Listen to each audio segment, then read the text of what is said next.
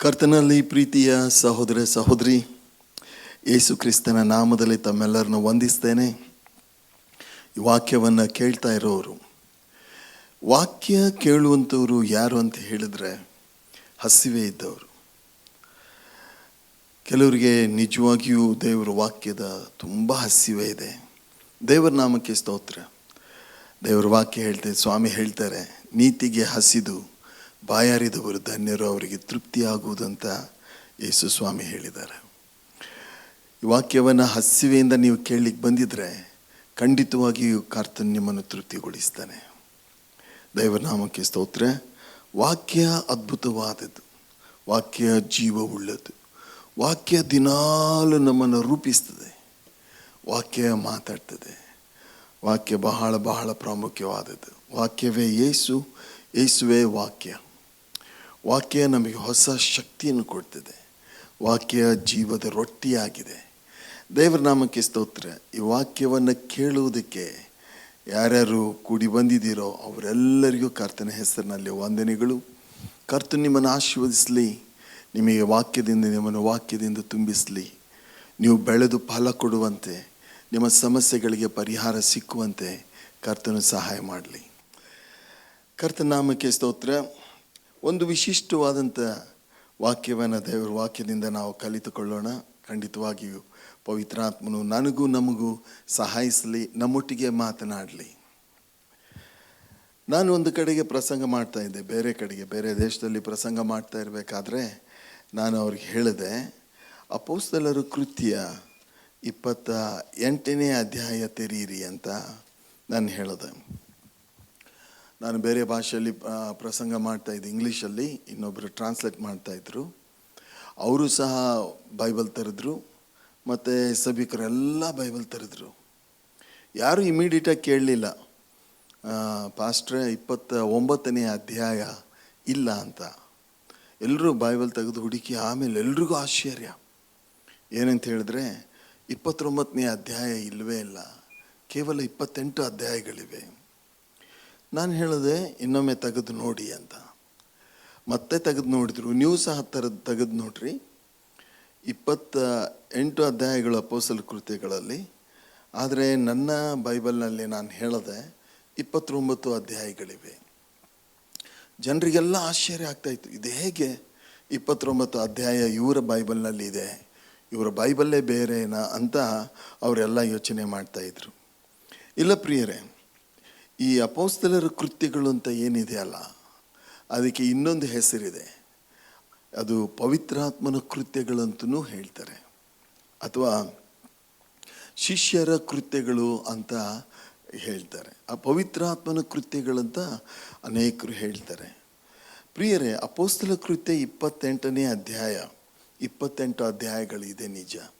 ನಾನು ಹೇಳ್ತಾ ಇರೋದು ಇವತ್ತು ಅಪೊಸ್ತಲರ ಕೃತ್ಯ 29ನೇ ಅಧ್ಯಾಯ. 29ನೇ ಅಧ್ಯಾಯ ಇದೆ. 29ನೇ ಅಧ್ಯಾಯ ಖಂಡಿತವಾಗಿಯೂ ಇದೆ. ಅದರ ಬಗ್ಗೆ ನಮಗೆ ದೇವರು ಖಂಡಿತವಾಗಿ ತಿಳಿಯಪಡಿಸ್ತಾರೆ. ಆದರೆ 28 ಅಧ್ಯಾಯಗಳಲ್ಲಿ ನಾವು ನೋಡ್ತೇವೆ, ಅಪೊಸ್ತಲರ ಕೃತ್ಯಗಳು 28 ಅಧ್ಯಾಯಗಳಲ್ಲಿ ನಾವು ನೋಡ್ತಾ ಇರುವಂಥ ಸಂಗತಿ ಏನಂತ ಹೇಳಿದ್ರೆ, ಅಲ್ಲಿ ಶಿಷ್ಯರು ಹೋಗಿಬಿಟ್ರು. ಅಲ್ಲಿ ಅನೇಕರು ಕ್ರಿಸ್ತನನ್ನು ಹಿಂಬಾಲಿಸ್ತಾ ಇದ್ದರು. ಅನೇಕ ಘಟನೆಗಳಾದವು. ಅನೇಕರು ಕ್ರಿಸ್ತನನ್ನು ಹಿಂಬಾಲಿಸಲಿಕ್ಕೆ ಪ್ರಾರಂಭ ಮಾಡಿದರು. ಅವ್ರು ಯಾರು ಇವಾಗಿಲ್ಲ, ಅವರೆಲ್ಲ ಹೋಗಿಬಿಟ್ರು. ಆದರೆ 28 ಅಧ್ಯಾಯಗಳ ನಂತರ ಉಳಿದವರು ಒಬ್ಬರೇ. ಅವ್ರು ಯಾರಂತ ಹೇಳಿದ್ರೆ ಪರಿಶುದ್ಧಾತ್ಮನು. ಈ ಪರಿಶುದ್ಧಾತ್ಮನ 28 ಅಧ್ಯಾಯಗಳಲ್ಲಿ ಅದ್ಭುತವಾದಂಥ ಕೃತ್ಯಗಳನ್ನು ಮಾಡಿದ್ದಾರೆ. ಪ್ರಿಯರೇ, ಈ ಪವಿತ್ರಾತ್ಮನು ಇನ್ನೂ ಇದ್ದಾರೆ. 28 ಅಧ್ಯಾಯಗಳಲ್ಲಿ ಬೇರೆಯವರಿದ್ದರು, ಪವಿತ್ರಾತ್ಮನ ಅವ್ರನ್ನೆಲ್ಲ ಉಪಯೋಗಿಸಿದರು. 29ನೇ ಅಧ್ಯಾಯದಲ್ಲಿ ಯಾರಿದ್ದಾರೆ? ಅಪೊಸ್ತಲರ ಕೃತ್ಯ 29ನೇ ಅಧ್ಯಾಯದಲ್ಲಿ ನೀನು ನಾನು ಇದ್ದೇವೆ. ನಮ್ಮ ಜೊತೆಗೆ ಪವಿತ್ರಾತ್ಮನು ಸಹ ಇದ್ದಾನೆ. ಪವಿತ್ರಾತ್ಮ ದೇವರು ನಮ್ಮ ಸಂಗಡ ಇದ್ದಾರೆ. ಪ್ರಿಯ ಸಹೋದರ ಸಹೋದರಿ, 29ನೇ ಅಧ್ಯಾಯದಲ್ಲಿ ಏನು ನಡೀತಾ ಇದೆ, 29ನೇ ಅಧ್ಯಾಯ ಹೇಗಿದೆ, ಅದರಲ್ಲಿ ಏನು ಬರೆದಿದೆ ಅಥವಾ ಏನು ಬರೆಯಲ್ಪಡ್ತಾ ಇದೆ ಅದನ್ನು ತಿಳ್ಕೊಳ್ಬೇಕಾದ್ರೆ 28 ಅಧ್ಯಾಯಗಳಲ್ಲಿ ಏನಾಯಿತು ಅದನ್ನು ನಾವು ತಿಳ್ಕೊಳ್ಳೋಣ. 28 ಅಧ್ಯಾಯಗಳಲ್ಲಿ ನಡೆದಂಥ ಘಟನೆಗಳು 29ನೇ ಅಧ್ಯಾಯದಲ್ಲಿಯೂ ನಡೀತಾ ಇದೆ, ನಡಿಲೇಬೇಕು. ಆದರೆ ನನ್ನ ಜೀವನದಲ್ಲಿ ಅದು ನಡೀತಾ ಇದೆಯಾ?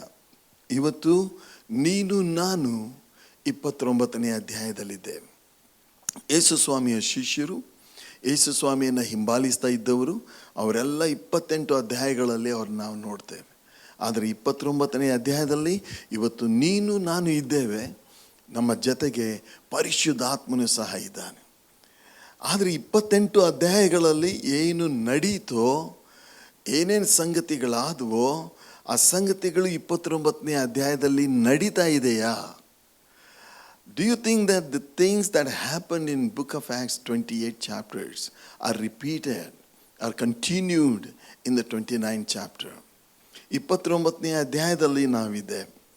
ಆದರೆ ಮೊಟ್ಟ ಮೊದಲನೇದಾಗಿ ಈ 28 ಅಧ್ಯಾಯಗಳಲ್ಲಿ ಏನಾಯ್ತಂತ ನೋಡುವಾಗ ಮೊಟ್ಟ ಮೊದಲನೇದಾಗಿ ಕಾಣುವಂಥ ಸಂಗತಿ ಏನಂತ ಹೇಳಿದ್ರೆ, ಅವರು ಸುವಾರ್ತೆ ಸಾರಿದರು. ಪೇತ್ರ ಎದ್ದು ನಿಂತುಕೊಂಡ್ಬಿಟ್ಟು ಅಪೊಸ್ತಲರ ಕೃತ್ಯ 2ನೇ ಅಧ್ಯಾಯದಲ್ಲಿ ನಾವು ನೋಡ್ತೇವೆ. ಪೇತ್ರನು ಎದ್ದು ನಿಂತು ಸುವಾರ್ತೆ ಸಾರಲಿಕ್ಕೆ ಪ್ರಾರಂಭ ಮಾಡಿದ. 3,000 ಜನ ರಕ್ಷಣೆ ಹೊಂದಿದ್ರು. ಸುವಾರ್ತೆ ಸಾರುವಂಥದ್ದು ಪ್ರಿಯರೇ, ಈ ಒಂದು ಅದ್ಭುತವಾದಂಥ ಕಾರ್ಯ, ಶುಭವಾರ್ತೆ, ನಾವು ಇಡೀ ಜಗತ್ತಿನಾದ್ಯಂತ ಉಪಯೋಗಿಸುವಂಥ ಈ ಒಂದು ಮಾತು ಗಾಸ್ಪಲ್, ಅಥವಾ ನಾನು ಅದಕ್ಕೆ ಹೆಸರಿಟ್ಟಿರೋದು ಗಾಸ್ಪಿಲ್ ಅಂತ, ಟ್ಯಾಬ್ಲೆಟ್. ದೇವರು ಆದಿಯಿಂದ ಈ ಸ್ವಾರ್ಥೆಯನ್ನು ಪ್ರಾರಂಭ ಮಾಡಿದರು. ಪೌಲ ಹೇಳ್ತಾನೆ ಎಫೆಸದವ್ರಿಗೆ ಬರೆದ ಪತ್ರಿಕೆಯಲ್ಲಿ, ದೇವರು ಇದು ಮರ್ಮ, ಇದೊಂದು ಮರ್ಮ, ರಹಸ್ಯ, ಇದನ್ನು ಹಾಗೇ ಇಟ್ಟಿದ್ರು ದೇವರು. ಈ ಸುವಾರ್ತೆ ಅನ್ನುವಂಥದ್ದು ಹಳೆ ಒಡಂಬಡಿಕೆಯಲ್ಲಿ ಸಾರಲ್ಪಡಲಿಲ್ಲ, ಯಾವುದೇ ಅರಸನು ಸಾರಲಿಲ್ಲ, ಯಾವುದೇ ಪ್ರವಾದಿ ಸಾರಲಿಲ್ಲ, ಯಾವುದೇ ನ್ಯಾಯಸ್ಥಾಪಕರು ಸಾರಲಿಲ್ಲ. ಆದರೆ ಯೇಸು ಸ್ವಾಮಿ ಅವರ ಮೂಲಕವಾಗಿ ಈ ಶುಭವಾರ್ತೆ ಅನ್ನುವಂಥದ್ದು ಬಂತು. ಹಳೆ ಒಡಂಬಡಿಕೆಯಲ್ಲಿ ಯಾರು ಸುವಾರ್ತೆ ಸಾರ್ತಾ ಇರಲಿಲ್ಲ. ಹೊಸ ಒಡಂಬಡಿಕೆಯಲ್ಲಿ ನಾವು ನೋಡ್ತೇವೆ, ಯೇಸು ಸ್ವಾಮಿ ಸಾಯೋದ್ರ ಮೂಲಕ, ತನ್ನ ಮರಣದ ಮೂಲಕ, ತನ್ನ ಜೀವದ ಮೂಲಕ, ಪುನರುತ್ಥಾನದ ಮೂಲಕ ಒಂದು ಸುವಾರ್ತೆಯನ್ನು ಈ ಲೋಕಕ್ಕೆ ತಕೊಂಡು ಬಂದರು. ಪ್ರಿಯರೇ, ಶುಭವಾರ್ತೆ. ಈ ಸುವಾರ್ತೆ ನಾವು ಲೋಕಕ್ಕೆಲ್ಲ ಸಾರ್ತೇವೆ. ಯೇಸು ಸ್ವಾಮಿನೇ ಹೇಳಿದ್ದಾರೆ, ನಾವೆಲ್ಲ ಸುವಾರ್ತೆ ಸಾರಬೇಕು ಅಂಥೇಳಿ. ಯೇಸು ಸ್ವಾಮಿಯನ್ನು ಅಂಗೀಕಾರ ಮಾಡಿದ ಪ್ರತಿಯೊಬ್ಬನು ಸುವಾರ್ತೆಯನ್ನು ಸ್ವೀಕಾರ ಮಾಡಿದಾನೆ. ಯೇಸು ಸ್ವಾಮಿಯನ್ನು ಅಂಗೀಕಾರ ಮಾಡಿದ ಪ್ರತಿಯೊಬ್ಬನು ಆತನು ರಕ್ಷಣೆ ಹೊಂದಿದ್ದಾನೆ, ಅವನೊಳಗೆ ಸುವಾರ್ತೆ ಇದೆ. ಅಷ್ಟು ಮಾತ್ರವಲ್ಲ, ಅವನು ಸುವಾರ್ತೆ ಸಾರುವ ಹಂಗಿನಲ್ಲಿದ್ದಾನೆ. ಒಂದು ವಿಷಯ ಸಹೋದರಿ, ಯೇಸು ಸ್ವಾಮಿಯನ್ನು ಅಂಗೀಕಾರ ಮಾಡಿದ ತಕ್ಷಣ, ಯೇಸುವನ್ನು ಅಂಗೀಕಾರ ಮಾಡಿದ ತಕ್ಷಣ ಒಂದು ಮನೋಭಾವ, ಒಂದು ಆಸೆ, ಒಂದು ನಮ್ಮೊಳಗೆ ಒಂದು ಒತ್ತಾಯ, ಒಂದು ಪ್ರೀತಿಯ ಒತ್ತಾಯ ಬರ್ತದೆ. ಅದೇನೆಂದರೆ, ಇನ್ನೊಬ್ಬರಿಗೆ ಹೋಗಿ ಸ್ವಾರ್ತೆ ಸಾರಬೇಕು ಅಂಥೇಳಿ, ಇನ್ನೊಬ್ಬರಿಗೆ ಯೇಸುವಿನ ಕುರಿತಾಗಿ ಹೇಳಬೇಕು ಅಂಥೇಳಿ ನಮ್ಮ ಮನಸ್ಸಲ್ಲಿ ಒಂದು ಒತ್ತಾಯ ಬರ್ತದೆ.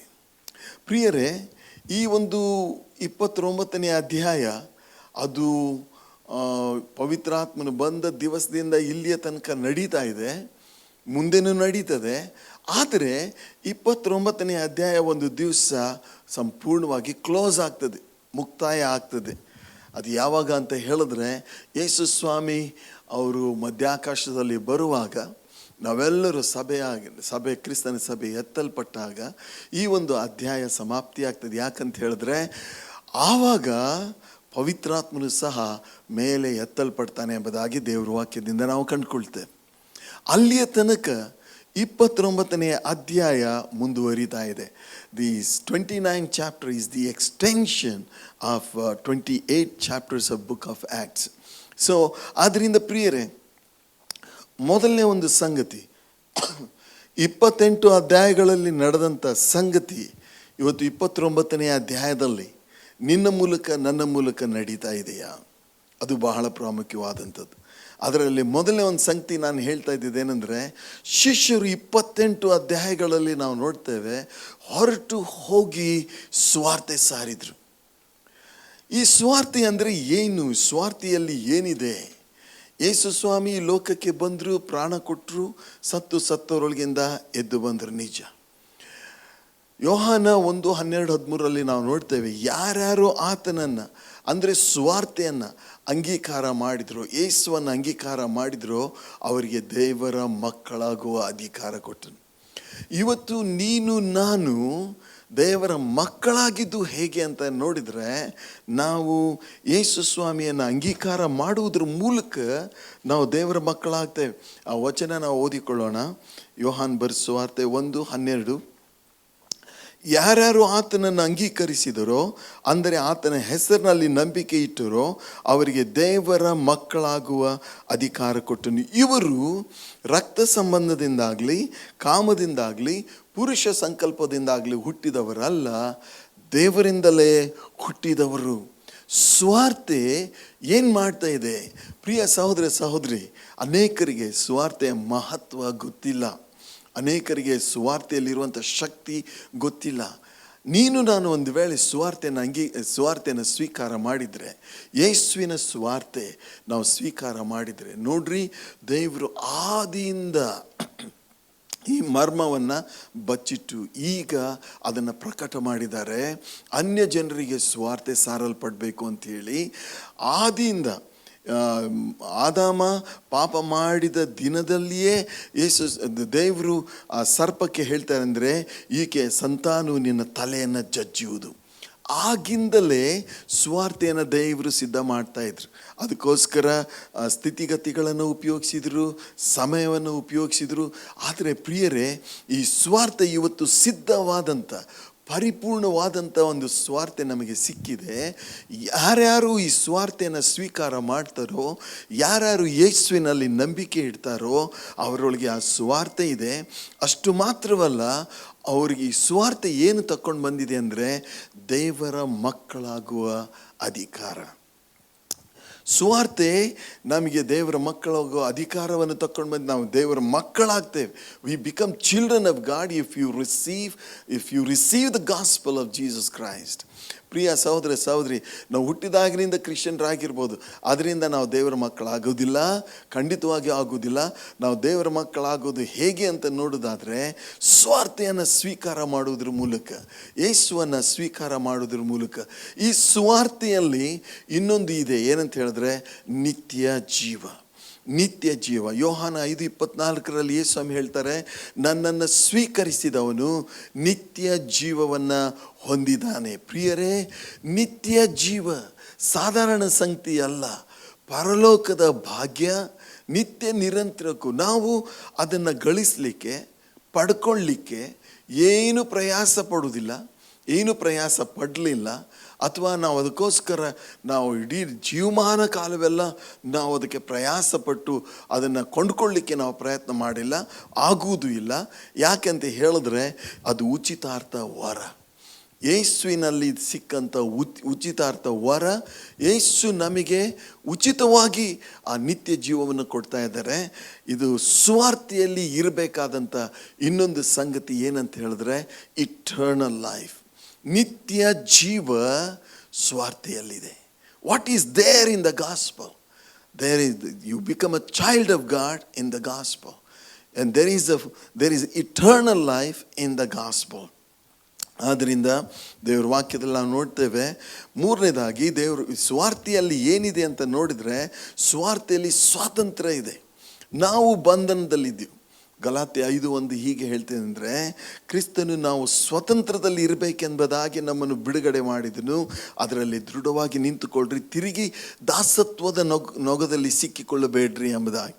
ಪ್ರಿಯ ಸಹೋದರ ಸಹೋದರಿ, ಇವತ್ತು ನೀನು ನಾನು ಒಂದು ಬಂಧನದಲ್ಲಿ ಇದ್ದೆವು. ಪಾಪದ ಬಂಧನ ಮತ್ತು ಸೈತಾನನ ಬಂಧನದಲ್ಲಿ, ಕತ್ತಲೆ ಬಂಧನದಲ್ಲಿ ನಾವಿದ್ದೆವು.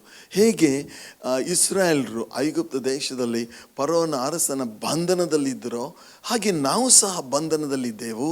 ಪ್ರಿಯರೇ, ಕೇವಲ ಯೇಸು ಮಾತ್ರ, ಈ ಸ್ವಾರ್ಥ ಮಾತ್ರ ನಮಗೆ ಸ್ವಾತಂತ್ರ್ಯ ಕೊಡಲಿಕ್ಕೆ ಸಾಧ್ಯ. ಹೇಗೆ ದೇವರು ಮೋಶೆಯನ್ನು ಎಬ್ಬಿಸಿ ಇಸ್ರಾಯೇಲ್ರ ಬಳಿಗೆ ಕಳಿಸಿ ಅವರಿಗೆ ಬಿಡುಗಡೆ ಮಾಡಿದನು, ಹಾಗೆ ಇವತ್ತು ನನ್ನನ್ನು ನಿನ್ನನ್ನು ಯೇಸು ಕ್ರಿಸ್ತನನ್ನು ದೇವರು ಕಳಿಸಿ ಇವತ್ತು ನಮಗೆ ಬಿಡುಗಡೆ ಮಾಡಿದ್ದಾರೆ. ಆತನ ನಾಮಕ್ಕೆ ಸ್ತೋತ್ರ.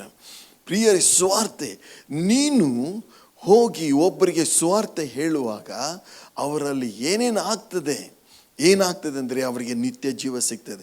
ಒಬ್ಬ ವ್ಯಕ್ತಿ ಸ್ವಾರ್ಥೆಯನ್ನು ಸ್ವೀಕಾರ ಮಾಡುವಾಗ ನಿತ್ಯ ಜೀವ, ಅವನು ದೇವರ ಮಗಳು ಆಗ್ತಾನೆ. ಅವನಿಗೆ ಸಂಪೂರ್ಣವಾದಂಥ ಒಂದು ಸ್ವಾತಂತ್ರ್ಯ ಸಿಗುತ್ತೆ. ಅಷ್ಟು ಮಾತ್ರವಲ್ಲ ಪ್ರಿಯರೇ, ನಾಲ್ಕನೇದಾಗಿ ನಾವು ನೋಡ್ತೇವೆ, ಸ್ವಾರ್ಥಿಯಲ್ಲಿ ಕ್ಷಮಿಸುವಂಥ ಒಂದು ದೇವರ ಗುಣ ಇದೆ, ಕ್ಷಮಾಪಣೆ ಇದೆ. ಕ್ಷಮಾಪಣೆ ಇರುವುದು ಸ್ವಾರ್ಥೆಯಲ್ಲಿ. ಯಾವಾಗ ಒಬ್ಬ ಪಾಪಿ ಯೇಸು ಸ್ವಾಮಿ ಕಡೆಗೆ ತಿರುಗಿಕೊಂಡು, ಸ್ವಾಮಿ ನಾನು ನಿನ್ನನ್ನು ಸ್ವೀಕರಿಸ್ತೇನೆ, ನನ್ನ ಹೃದಯದಲ್ಲಿ ಬಾ, ನನ್ನ ಪಾಪಗಳನ್ನು ಕ್ಷಮಿಸು ಅಂತ ಆತನ ಹೇಳುವಾಗ ಖಂಡಿತವಾಗಿಯೂ ಯೇಸು ಅವರಲ್ಲಿ ಬರ್ತಾರೆ. There is forgiveness of sin. ಇದು ಲೋಕದಲ್ಲಿ ಬೇರೆ ಯಾರ ಹತ್ರನೂ ಇಲ್ಲ ಪ್ರಿಯರೇ, ಕೇವಲ ಯೇಸು ಮಾತ್ರ. ಫರ್ಗಿವ್ನೆಸ್ ಆಫ್ ಸಿನ್, ಪಾಪದ ನಮಗೆ ಕ್ಷಮಾಪಣೆ ಇರುವಂಥದ್ದು ಕೇವಲ ಸ್ವಾರ್ಥದಲ್ಲಿ ಮಾತ್ರ. ಬೇರೆ ಯಾವುದೇ ವ್ಯಕ್ತಿ, ಬೇರೆ ಯಾವುದೇ ಸಂಗತಿ ಈ ಲೋಕದಲ್ಲಿ ನಮ್ಮ ಪಾಪಗಳಿಂದ ನಮ್ಮನ್ನು ಬಿಡುಗಡೆ ಮಾಡಲಿಕ್ಕೆ ಸಾಧ್ಯ ಇಲ್ಲ. There is forgiveness of sin and the restoration only in the gospel. ಈ ಸ್ವಾರ್ಥೆಯನ್ನು ದೇವರು ತಯಾರು ಮಾಡಿದರು ಮಗನ ಮೂಲಕ. ಸಂಪೂರ್ಣವಾದಂಥ ಈ ಗಾಸ್ಪಲನ್ನು, ಸ್ವಾರ್ಥೆಯನ್ನು ಸಿದ್ಧ ಮಾಡಿ ಕಳಿಸಿದ್ದಾರೆ. ಪ್ರಿಯರೇ, ಒಂದು ವೇಳೆ ಯೇಸುವನ್ನು ನೀನು ಅಂಗೀಕಾರ ಮಾಡಿಲ್ಲ ಅಂತ ಹೇಳಿದ್ರೆ, ಇವತ್ತು ಅಂಗೀಕಾರ ನೀನು ಮಾಡು. ಯೇಸುವೇ ನನ್ನ ಹೃದಯದಲ್ಲಿ ಬಾ, ನನ್ನ ಪಾಪಗಳನ್ನು ಕ್ಷಮಿಸು ಅಂತ ಯಾಕೆ ಕೇಳಬೇಕು ಅಂತ ಹೇಳಿದ್ರೆ, ಈ ಒಂದು ಪ್ರಾರ್ಥನೆ ಮಾಡುವುದರ ಮೂಲಕ ನೀನು ದೇವರ ಮಗಳು ಆಗ್ತಿ. You can call God as Abba father. ನಮ್ಮ ದೇವರನ್ನು ಕೇವಲ ದೇವರೇ ಅಂತ ನಾವು ಕರೆಯುವುದಿಲ್ಲ, ನಾವು ತಂದೆ ಅಂತ ಕರಿತೇವೆ. ಯಾಕಂದರೆ ನಾವು ಸ್ವಾರ್ಥೆಯನ್ನು ಸ್ವೀಕಾರ ಮಾಡಿದೆ. ನಿತ್ಯ ಜೀವ ಯೇಸು ಸ್ವಾಮಿ ಒಂದು ದಿವಸ ನಿಮಗೆ ಕೊಡ್ತೇನೆ, ಅಥವಾ ಈ ಲೋಕ ಬಿಟ್ಟು ಹೋದ್ಮೇಲೆ ನಿಮಗೆ ನಿತ್ಯ ಜೀವ ಕೊಡ್ತೀನಿ ಅಂತ ಹೇಳಲಿಲ್ಲ. ಯೇಸು ಸ್ವಾಮಿ ಹೇಳ್ತಾರೆ, ನಂಬಿದ್ದೇವೆ, ಇವತ್ತು ಸ್ವಾರ್ಥೆಯನ್ನು ಸ್ವೀಕಾರ ಮಾಡಿದ್ದೀರಾ, ಇವತ್ತೇ ನಿಮ್ಮ ಹೃದಯ ಸಾಕ್ಷಿ ನುಡಿತದೆ, ನಿನ್ನೊಳಗೆ ನಿತ್ಯ ಜೀವ ಉಂಟು ಎಂಬುದಾಗಿ. ಅಷ್ಟು ಮಾತ್ರವಲ್ಲ, ಸಂಪೂರ್ಣವಾದಂಥ ಒಂದು ಸ್ವಾತಂತ್ರ್ಯ. ನಿನ್ನ ಹೃದಯ ಸಾಕ್ಷಿ ನುಡಿತದೆ, ನಿನಗೆ ಸ್ವಾತಂತ್ರ್ಯ ಸಿಕ್ಕಿದೆ ಎಂಬುದಾಗಿ. ಅಷ್ಟು ಮಾತ್ರವಲ್ಲ, ಕ್ಷಮಾಪಣೆ ಸಹ. ಪ್ರಿಯರೇ, ಒಬ್ಬ ವ್ಯಕ್ತಿ ಎಷ್ಟೊಂದು ಪಾಪ ಮಾಡಿರ್ಬೋದು. ಒಂದು ವೇಳೆ ಮಾಡಿದರೆ ಅವನ ಮನಸ್ಸು ಯಾವಾಗಲೂ ನೀನು ದೋಷಿ ಅಂತ ಹೇಳ್ತಾ ಇರುತ್ತೆ. ಒಂದು ವೇಳೆ ಬೇರೆಯವರಿಗೆ ಅವನು ಮಾಡಿರೋ ಪಾಪ, ಒಂದು ವೇಳೆ ಕೊಲೆ ಇರ್ಬೋದು, ಆದರೆ ಬೇರೆಯವ್ರು ಯಾರಿಗೂ ಗೊತ್ತಿರಲಿಕ್ಕಿಲ್ಲ. ಜನ ಎಲ್ಲ ಹೇಳ್ಬೋದು ಅವನು ಒಳ್ಳೆ ವ್ಯಕ್ತಿ ಅಂತ. ಈ ಒಂದು ಮನಸ್ಸು ಮಾತ್ರ ಹೇಳ್ತಾ ಇರುತ್ತೆ, ನೀನು ಕೊಲೆಗಾರ. ಅದರಿಂದ ತಪ್ಪಿಸಿಕೊಳ್ಳೋದಕ್ಕೆ ಅವನು ಒಳ್ಳೆ ಕಾರ್ಯ ಮಾಡ್ಬೋದು. ಅವ ಅನೇಕರಿಗೆ ಊಟ ಹಾಕ್ಬೋದು, ಆಸ್ಪತ್ರೆಗಳನ್ನು ಕಟ್ಟಿಸ್ಬೋದು, ಬಡವರಿಗೆ ದಾನ ಧರ್ಮ ಮಾಡ್ಬೋದು. ಅದನ್ನು ಮಾಡೋದ್ರಿಂದ ಅವನ ಮನಸ್ಸು ನೀನು ಕೊಲೆಗಾರ ಅಲ್ಲ ಅಂತ ಹೇಳೋದಿಲ್ಲ, ಅದನ್ನು ಮಾಡಿದರೂ ಕೂಡ ನೀನು ಕೊಲೆಗಾರ ಅಂತಲೇ ಹೇಳುತ್ತೆ. ಆದರೆ ಯೇಸು ಸ್ವಾಮಿಯ ಬಳಿಗೆ ಬಂದು, ಯೇಸುವೆ ನನ್ನ ಪಾಪಗಳನ್ನು ಕ್ಷಮಿಸು, ನಾನು ಇಂತಿಂಥ ಪಾಪ ಮಾಡಿದ್ದೇನೆ, ನನ್ನನ್ನು ಕ್ಷಮಿಸು ಅಂತ ಹೇಳಿದ್ರೆ ದೇವರ ವಾಕ್ಯ ಹೇಳ್ತಿದೆ, 1 ಯೋಹಾನ 1:9 ದೇವರ ವಾಕ್ಯ ಹೇಳ್ತಿದೆ, ಆತನ ರಕ್ತವು ಸಕಲ ಪಾಪವನ್ನು ನಿವಾರಣೆ ಮಾಡಿ ಶುದ್ಧಿ ಮಾಡೋದು. ಅವತ್ತು ಅವನ ಮನಸ್ಸಾಕ್ಷಿ ನೀನು ಪಾಪಿ ಅಂತ ಹೇಳೋದಿಲ್ಲ. ಸ್ವಾರ್ಥೆ ತಂದ ಭಾಗ್ಯ. 28 ಅಧ್ಯಾಯಗಳಲ್ಲಿ, ಅಪೊಸ್ತಲರ ಕೃತ್ಯ 28 ಅಧ್ಯಾಯಗಳಲ್ಲಿ ನಾವು ನೋಡ್ತೇವೆ, ಶಿಷ್ಯರು ಒಂದೂರಿಂದ ಇನ್ನೊಂದು ಊರಿಗೆ, ಬೇರೆ ಬೇರೆ ಊರಿಗೆ ಹೋಗಿ ಸ್ವಾರ್ಥೆ ಸಾರಿದರು. ಅವರು ಎಲ್ಲ ಕಡೆಗೆ ಚದುರಿ, ಲೋಕದ ಎಲ್ಲ ಕಡೆಗೆ ಹೋಗಿ ಸ್ವಾರ್ಥೆ ಸಾರಲಿಕ್ಕೆ ಪ್ರಾರಂಭ ಮಾಡಿದರು. ಯಾಕಂತ ಹೇಳಿದ್ರೆ ಸ್ವಾರ್ಥೆಯಲ್ಲಿ ಎಲ್ಲ ಆಶೀರ್ವಾದಗಳಿವೆ. ಸ್ವಾರ್ಥೆ ತಂದ ಭಾಗ್ಯ. ಸ್ವಾರ್ಥೆ ಮತ್ತೇನು ತಕ್ಕೊಂಡು ಬಂತು ಅಂತ ಹೇಳಿದ್ರೆ, ಸ್ವಾರ್ಥೆ ದೇವರನ್ನೇ ಅಂದರೆ ಪರಿಶುದ್ಧಾತ್ಮನನ್ನೇ ನಮ್ಮ ಒಳಗೆ ತಕ್ಕೊಂಡು ಬಂತು. ಯಾರು ಸುವಾರ್ತೆಯನ್ನು ಸ್ವೀಕಾರ ಮಾಡ್ತಾರೋ, ಯಾರು ಯೇಸುವಿನ ಮೂಲಕ ಬಂದು ಸುವಾರ್ತೆಯನ್ನು ಯೇಸುವನ್ನು ಸ್ವೀಕಾರ ಮಾಡ್ತಾರೋ, ಅವರ ವಿಷಯದಲ್ಲಿ ದೇವರ ವಾಕ್ಯ ಹೇಳೋದೇನೆಂದರೆ, ಅವರ ಮೇಲೆ ದೇವರು ಪವಿತ್ರಾತ್ಮನನ್ನು ಸುರಿಸ್ತಾರೆ. ಪವಿತ್ರಾತ್ಮನು ಯಾರು ಅಂತ ಹೇಳಿದ್ರೆ, ಅವರು ದೇವರೇ. He is the almighty God. ಪ್ರಿಯ ಸಹೋದರ ಸಹೋದರಿ, ಪವಿತ್ರಾತ್ಮನು ಬಂದದ್ದು ಏನಕ್ಕೆ ಅಂತ ಹೇಳಿದ್ರೆ, ದೇವರನ್ನು ಪ್ರಕಟಪಡಿಸುವುದಕ್ಕಾಗಿ. ಸತ್ಯವೇದಲ್ಲಿ ನಾವು ನೋಡ್ತೇವೆ, ನೀವು ದೇವರ ಆಲಯವಾಗಿದ್ದೀರೆಂದು ದೇವರ ಆತ್ಮನು ನಿಮ್ಮೊಳಗೆ ವಾಸ ಮಾಡುತ್ತಾನೆಂದು ನಿಮಗೆ ಗೊತ್ತಿಲ್ಲವೋ? ಪ್ರಿಯ ಸಹೋದರ ಸಹೋದರಿ, ಸುವಾರ್ತೆ ತಂದ ಭಾಗ್ಯ ಏನಂತ ಹೇಳಿದ್ರೆ ಪವಿತ್ರಾತ್ಮನು.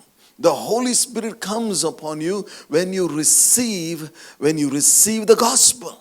ಸುವಾರ್ತೆ ಹಳೆ ಒಡಂಬಡಿಕೆ ಸಾರಲ್ಪಡಲಿಲ್ಲ. ಇವತ್ತು ಹೊಸ ಒಡಂಬಡಿಕೆಯಲ್ಲಿ 28 ಅಧ್ಯಾಯಗಳಲ್ಲಿ ಸಾರಲ್ಪಟ್ಟ ಸುವಾರ್ತೆ, ಪ್ರಿಯ ಸಹೋದರ ಸಹೋದರಿ, 29ನೇ ಅಧ್ಯಾಯದಲ್ಲಿ ಸಹ ಸಾರಲ್ಪಡ್ತಾ ಇದೆ. ಜಗತ್ತಿನಾದ್ಯಂತ ಯೇಸು ಸ್ವಾಮಿ ಹೇಳಿದರು, ಲೋಕದ ಕಡೆಯವರೆಗೆ ಹೋಗಿ ಜನರಿಗೆ ಸ್ವಾರ್ಥೆಯನ್ನು ಹೇಳಿ ಅವರನ್ನು ಶಿಷ್ಯರನ್ನಾಗಿ ಮಾಡ್ರಿ, ಅವರಿಗೆ ದೀಕ್ಷಾಸ್ನಾನ ಮಾಡಿಸಿ ಅಂತ ಯೇಸು ಸ್ವಾಮಿ ಹೇಳಿದ್ದು. ಇವತ್ತು ಜಗತ್ತಿನಾದ್ಯಂತ ಸುವಾರ್ತೆ ಸಾರಲ್ಪಡ್ತಾ ಇದೆ. ಪ್ರಿಯ ಸಹೋದರ ಸಹೋದರಿ, ಸುವಾರ್ತೆ ಸಾರೋದನ್ನು ಯಾರೂ ನಿಲ್ಲಿಸಲಿಕ್ಕೆ ಆಗೋದಿಲ್ಲ. ಯಾರು ಎಷ್ಟೊಂದು ಪ್ರಯತ್ನ ಮಾಡಿದ್ದಾರೆ. ನಿಮಗೊಂದು ಮಾತು ಹೇಳ್ತೇನೆ, ಕೆಲವು ರಾಜ್ಯಗಳು, ಕೆಲವು ದೇಶಗಳು, ಕೆಲವು ಅಧಿಕಾರಿಗಳು, ಕೆಲವು ಪಕ್ಷದವರು, ಕೆಲವರು ಸಮುದಾಯದವರು, ಎಲ್ಲರೂ ಈ ಲೋಕದಲ್ಲಿ ಎಷ್ಟು ಅದನ್ನು ಸ್ವಾರ್ಥೆಯನ್ನು ಹತ್ತಿಕ್ಕಲಿಕ್ಕೆ ಪ್ರಯತ್ನ ಮಾಡ್ತಾರೋ ಅಷ್ಟು ಸ್ವಾರ್ಥ ಇನ್ನೂ ಹಬ್ಬುತ್ತಾ ಇದೆ. ಯಾಕೆ ಅಂತ ಹೇಳಿದ್ರೆ, ನಾನು ಹೇಳ್ತೇನೆ, you can stop anybody. You can stop the situation and circumstances. You can stop the authorities. You can stop the government. But you cannot stop Jesus. You cannot stop the Holy Spirit.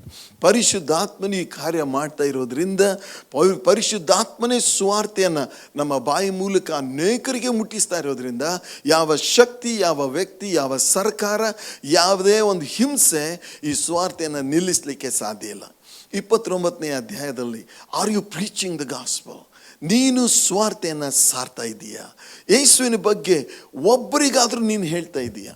ನೀನು ರಕ್ಷಣೆ ಹೊಂದಿರ್ಬೋದು, ನೀನು ಸ್ವಾರ್ಥೆಯನ್ನು ಸ್ವೀಕಾರ ಮಾಡಿರ್ಬೋದು, ಮನೆಯಲ್ಲೇ ಕೂತಿರ್ಬೋದು, ತುಂಬ busy ಆಗಿರ್ಬೋದು. ಪ್ರಿಯ ಸಹೋದರ ಸಹೋದರಿ, 28 ಅಧ್ಯಾಯಗಳಲ್ಲಿ ನಾವು ನೋಡ್ತೇವೆ ಅಪೊಸ್ತಲರ ಕೃತ್ಯ, ಹೇಗೆ ಅವರು ಸ್ವಾರ್ಥೆ ಸಾರಿದ್ರು. ಪೌಲ ಹೇಳ್ತಾನೆ, woe unto me if I don't preach the gospel. ಸುವಾರ್ತೆಯನ್ನು ಸಾರದಿದ್ದರೆ ನನ್ನ ಗತಿಯನ್ನು ಏನು ಹೇಳಲಿ ಎಂಬುದಾಗಿ ಪೌಲ ಹೇಳ್ತಾನೆ. Are you preaching the gospel? Are you sharing the gospel to your own family members? ನಿನ್ನ ಕುಟುಂಬದವರಿಗೆ ನೀನು ಸ್ವಾರ್ಥೆ ಸಾರ್ತಾ ಇದೆಯಾ? ನೆರೆಹೊರೆಯವರಿಗೆ ಸ್ವಾರ್ಥೆ ಸಾರ್ತಾ ಇದೆಯಾ? ನೀನು ಹೋಗಿರೋ ನೀವು ಹೋಗ್ತಾ ಇರುವಂಥ ಸ್ಥಳದಲ್ಲಿ ನೀನು ಸ್ವಾರ್ಥೆ ಸಾರ್ತಾ ಇದ್ದೀಯ? ನೀನು ಹೋಗುವ ಕಾಲೇಜಲ್ಲಿ ನೀನು ಸ್ವಾರ್ಥೆ ಸಾರ್ತಾ ಇದೆಯಾ? ಪ್ರಿಯ ಸಹೋದರ ಸಹೋದರಿ, ನಾವು 29ನೇ ಅಧ್ಯಾಯದಲ್ಲಿ ಇದ್ದೇವೆ. ನಾವು ಪವಿತ್ರಾತ್ಮನ ಸಂಗಡ ನಾವಿದ್ದೇವೆ. ಪವಿತ್ರಾತ್ಮ ನಮ್ಮ ಸಂಗಡ ಇದ್ದಾರೆ. 28 ಅಧ್ಯಾಯಗಳಲ್ಲಿ ಅವರು ಎಲ್ಲ ಕಡೆಗೆ ಹೋಗಿ ಸುವಾರ್ತೆ ಸಾರಿದರು. ಒಂದು ಊರಿಂದ ಇನ್ನೊಂದು ಊರಿಗೆ ಹೋದರು. ಯೆರೂಸಲೇಮಿನಿಂದ ಬೇರೆ ಬೇರೆ ಕಡೆಗೆ ಹೋದರು. ಪೌಲ್ ನೋಡಿದರೆ ಅವನು ಕೊರಿಂತಕ್ಕೆ ಹೋದ, ಆತನು ಎಫೆಸಕ್ಕೆ ಹೋದ, ಗಲಾತಕ್ಕೆ ಹೋದ, ಫಿಲಿಪಿ ಪಟ್ಟಣಕ್ಕೆ ಹೋದ, ಎಲ್ಲ ಊರುಗಳಿಗೆ. ಫಿಲಿಪಿನನ್ನು ನಾವು ನೋಡ್ತೇವೆ, ಆತನು ಸಮಾರ್ಯಕ್ಕೆ ಹೋಗಿ ಸುವಾರ್ತೆ ಸಾರಿದ. These people, the disciples of Jesus, they scattered all over and started preaching the gospel. What are we doing today? ನಾವು ಏನು ಮಾಡ್ತಾ ಇದ್ದೇವೆ? Are we busy? So busy. ಪ್ರಿಯ ಸಹೋದರ ಸಹೋದರಿ, ಒಂದು ಮಾತ್ರ ಸತ್ಯ, ದೇವರು ಹೇಳಿದ ಮಾತು ಎಲ್ಲವೂ ಸತ್ಯ, ಒಂದೂ ಬಿದ್ದು ಹೋಗುವುದಿಲ್ಲ, ಎಲ್ಲವೂ 100ಕ್ಕೆ 100ರಷ್ಟು ನೆರವೇರ್ತದೆ. ಆದ್ದರಿಂದ ಸುವಾರ್ತೆ ಏನು ಮಾಡಿತು ಅಂತ ಹೇಳಿದ್ರೆ, ನಮ್ಮನ್ನು ದೇವರ ಆಲಯವನ್ನಾಗಿ ಮಾಡಿತು. ದೇವರೇ ನಮ್ಮೊಳಗೆ ವಾಸ ಮಾಡ್ತಾರೆ. ಯಾರು ಸುವಾರ್ತೆಯನ್ನು ಸ್ವೀಕಾರ ಮಾಡ್ತಾರೋ ಅವರೊಳಗೆ ದೇವರೇ ವಾಸ ಮಾಡ್ತಾರೆ. ಸುವಾರ್ತೆ ಇನ್ನೂ ತಂದು ದೊಡ್ಡ ದೊಡ್ಡ ಭಾಗ್ಯಗಳಿವೆ. ಅದರಲ್ಲಿ ಕೆಲವೊಂದು ಮಾತ್ರ ನಾನು ನಿಮ್ಗೆ ಹೇಳ್ತೀನಿ.